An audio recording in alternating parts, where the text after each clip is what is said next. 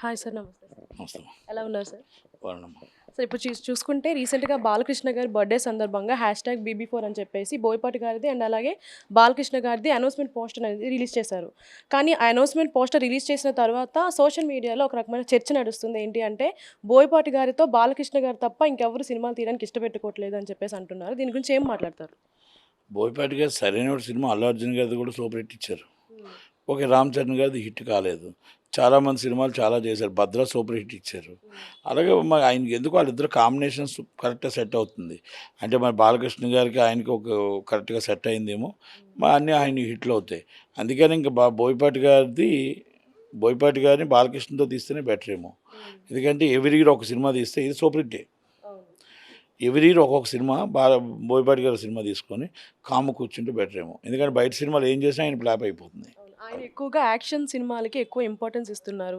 చూసుకుంటే 'స్కంద' గాని, లేదు అంటే 'లెజెండ్' గాని, 'అఖండ' గాని ఇట్లా most of the cinemas Balakrishna గారితోనే ఉన్నాయి.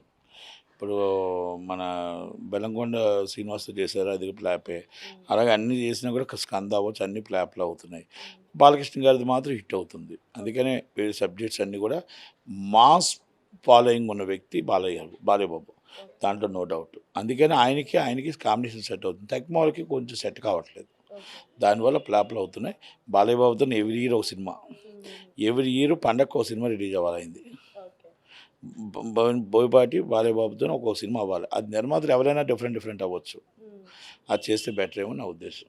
సార్ ఇప్పుడు చూసుకుంటే ఇప్పుడు #BB4 అని చెప్పేసి ఏదంటే అనౌన్స్‌మెంట్ పోస్టర్ రిలీజ్ చేశారో దానికొక చక్రం రూపంలో 'అఖండ' సినిమా 2కి సీక్వెల్ ఉంటుందంటున్నారు. కాదు ఇది వేరే కొత్త ప్రాజెక్ట్ అంటున్నారు. దీనికోసం ఏం చెప్తారు సార్?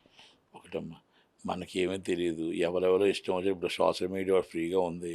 ఎవరు ఇష్టం వచ్చిన ఊహలాలు చేస్తూ ఉంటారు. మనం ఏం చేస్తాం దానికి? ఎవరి ఊహలాలువి. సినిమా వచ్చినప్పుడు ఆయన సినిమా ఆయన చేస్తాడు, ఆయన డైరెక్షన్ ఆయన చేస్తాడు, ఆయన యాక్టింగ్ ఆయనే చేస్తాడు. ఏ సబ్జెక్ట్ ఉంది ఏముంది మనం ఇప్పుడు ఊహించుకోవడం ఎందుకు చెప్పండి.